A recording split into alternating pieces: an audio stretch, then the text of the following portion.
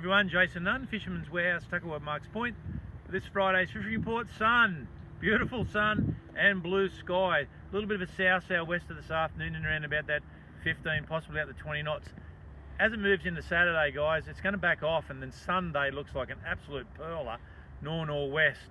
So look, and looking even further ahead next week, some great opportunities to get out there and certainly run wide. There'll be a few guys heading wide, I reckon, on Sunday, as there's a little bit of a rumour, shall we say rumour, but there's a bit of hard evidence that there are a few yellowfin out wide, and there's some really nice water to the north of Port Stephens. Over the next few weeks that'll move down, but they're definitely getting fin down off Sydney and of course down on the south coast. But a lot of guys pretty excited at the moment. Got some beautiful tides this weekend. 9:30 high tide, of course, 3 o'clock Saturday afternoon, 10 o'clock in the morning, or just a bit after 10 on Sunday. So some beautiful tides this weekend. New moon as of tonight.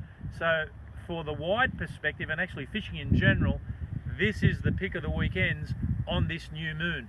If you're not going to go out wide and chase some yellowfin, and I hopefully got some good reports from that when we do next Friday's report, on that deeper water out on the farm down to Texas, be a few kings down there now. Live baits and jigs are going to be working well. Some nice longfin perch down on that Texas mark, but some beautiful snapper up along our part of the section, up towards Middle Catho Farm and up towards Inner and North Farm. Some really good prospects here, and again, that northerly on Sunday will be absolutely perfect there at the present moment. You're going to fish inshore, still a lot of snapper on those inshore reefs, but again, those shallow reefs, 22 metres, maybe inside 20 metres, and working on that high tide, particularly in around about that 9:30-10 mark this weekend, will be perfect. A lot of tailor offshore still, and there's a lot of trag around, but there's a lot of undersized trag, I might say, up towards Redhead and Dudley. A lot of undersized trag up that way. Look, it's great to see a lot of undersized fish because it just basically means recruitment of the trag, for example, over the next few years looks very, very promising.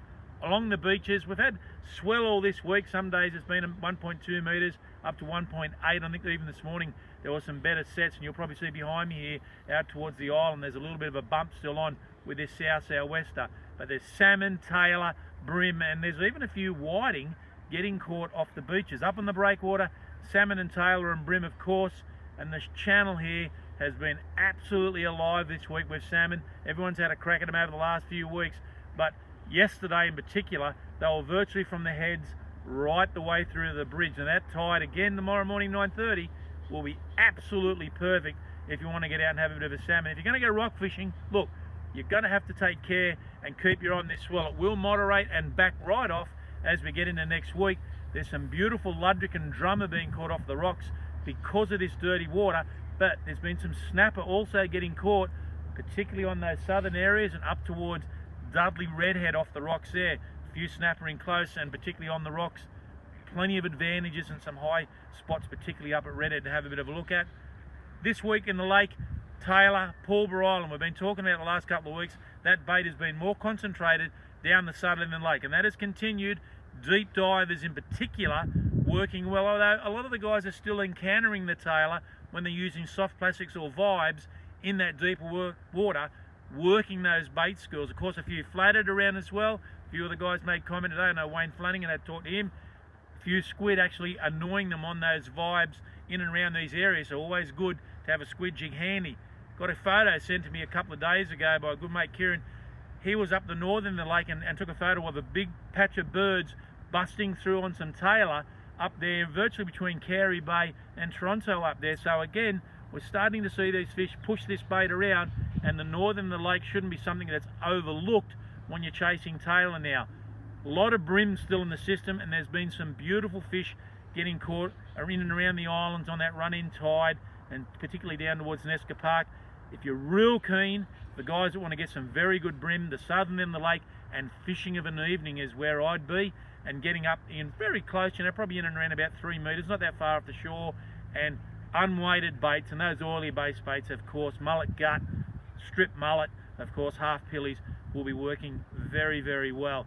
Guys, this week coming up, heating up the Gold Coast of Alex and possibly my son, but that's a question mark in itself. And we'll basically be going up there to the trade show, Australian trade show for the tackle industry is on. Boat show's on down in Sydney this week as we speak, started yesterday. A lot of things happening. Next Friday we'll do our fishing report somewhere coming back down this New South Wales coast. If you get any information on catches next week when we're away, send them through to our Facebook page.